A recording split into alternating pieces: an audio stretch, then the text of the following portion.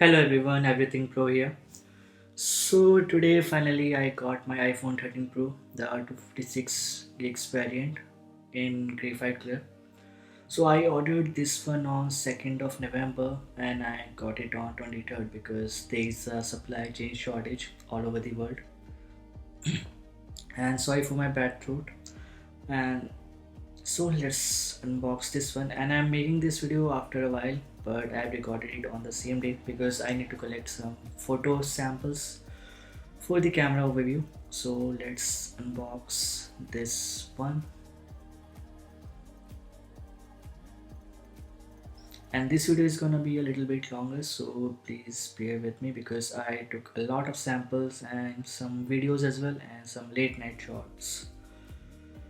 So I got this one via Blue Dart, and the best thing was priority delivery because it was shipped on 22nd from Mumbai, and I got it the very next day on 23rd in the morning.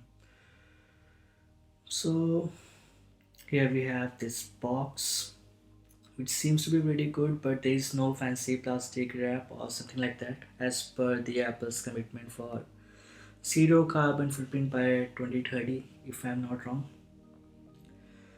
So looking at the size, and all of you know that there's not gonna be any charging brick or power adapter. So we have just a normal sleek box with graphite iPhone on top. So let's unbox this one. Unboxing experience is kind of same for MacBook and the iPhone box because you got this kind of wool sticker, something like that kind of seal. And now let's unbox it, and one hand is more than enough because of that perfect box, you can say. So here we have our iPhone 13 Pro, then our some stickers and little notable-less paperwork or something like that, SIM ejector tool and one sticker, not two. That's pretty much it.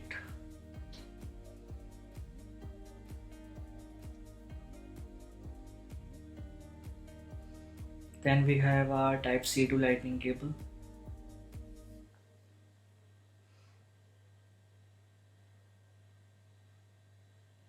and you can use this with any of your Apple adapter. There's not gonna be any issue, as I checked one of their article, I guess. You can use any of the power adapter, like even the 96 watts, which I got 96 or 67, I don't remember, with my MacBook, so that's not gonna be an issue. So this is what we got: the box, the cable, the sticker, SIM ejector tool, and the iPhone.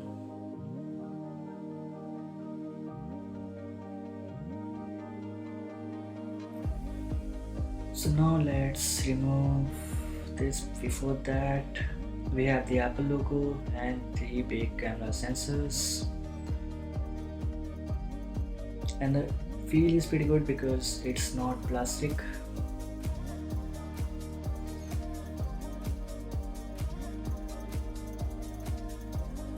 Then we have our side button, antennas,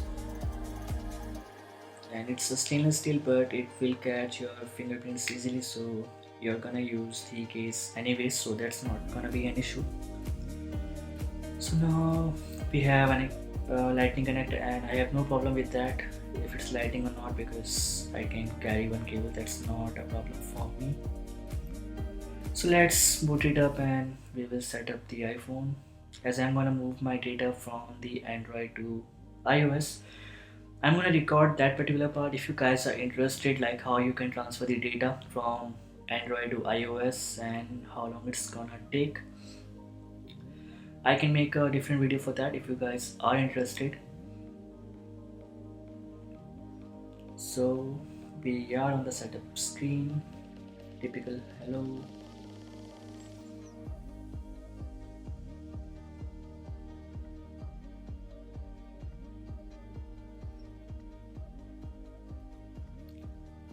Now I'm gonna set this up.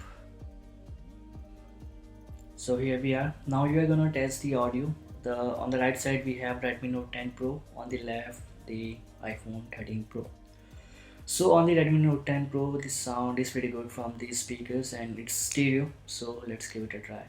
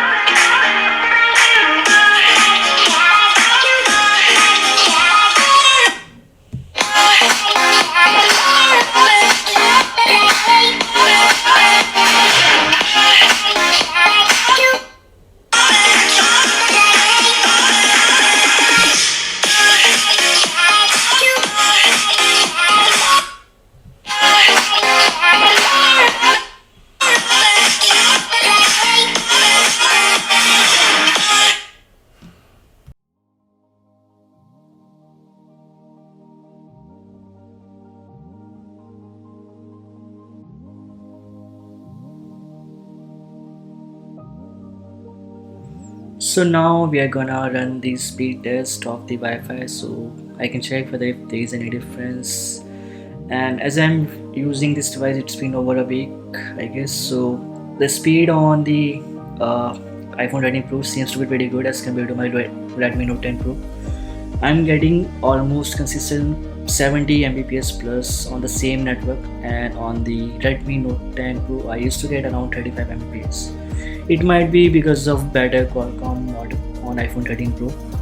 But let me show you in the Wi-Fi. We are on the Airtel Noida server, which is giving near about 270 Mbps on Redmi Note 10 Pro, and on the iPhone it's gonna be same as the MacBook, I guess, if I'm not wrong, above 500. So let's give it a try. Yeah, so it is crossing 500 pretty easily, and to be honest, above 50 Mbps is more than enough for every single task. So that's what we are getting now. We are gonna, as I've clicked a lot of pictures now, I'm gonna show you all of them one by one. So let's begin the photos and videos. So this is for the Humayun tomb. This is from the main sensor. Then the next one is gonna be from the ultra wide, and then the 3x telephoto. All three cameras are same 12 megapixel, but the difference in between the sensor size. So you guys can see the pictures and decide on your own whether they are good or bad. But during daytime almost every single phone can perform well. That's not a problem, I guess, nowadays. The problem comes when we go into night mode or late night mode, because that is the issue with the light. So daylight there is not an issue, but to be honest, this camera surprised me a lot. So now there are gonna be three pictures of different profile settings. So picture profiles, as this is the new feature with iPhone 13 lineup. So one is vibrant, I guess, the other one I'm not sure which one was the name. So three different photography styles, and you can see the difference. It's there, it's not like a filter. So this is the picture which I took in portrait mode of myself using, and I'm using my DSLR Sony a7 III. So here's the video which I shoot and try to zoom in between the lenses. As it was 4K 60 fps, I can only do 3x telephoto and the main sensor. So here is one another video which is like time lapse, which we not we but one of my friend recorded from my phone, and it's turns out to be pretty good, to be honest. And this is one shot which I took while I was going back home, and it's from a moving car, so the focus is pretty good because it's from a moving car, and you can see pretty much everything. It's not that much blurry or anything like that, that too from a moving vehicle. So this is the another table lamp which I've ordered for late night photo sample. Turns out to be pretty good. So this is for the cyber hub. This is from the main sensor. Then we will have ultra wide, then the 3x telephoto for the same. And as you can see, even in low light, everything turns out to pretty good. It's not low light, but it's dark, and everything is pretty solid as compared to. And this is what I can see from my eyes as well. It's not like there is some sort of editing or any oversaturation or anything like that. Everything as you can see in real.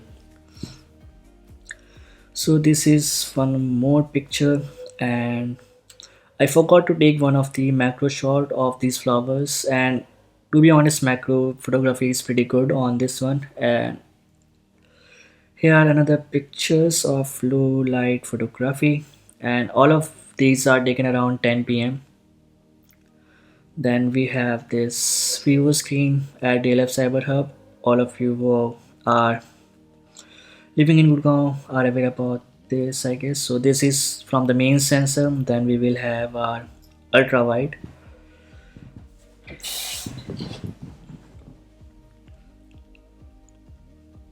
Now there's gonna be one more from the main sensor,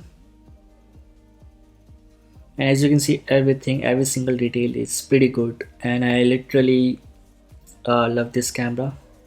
So this is the 4K 60 fps video which I have recorded from the phone at low light, and it turns out to be pretty good.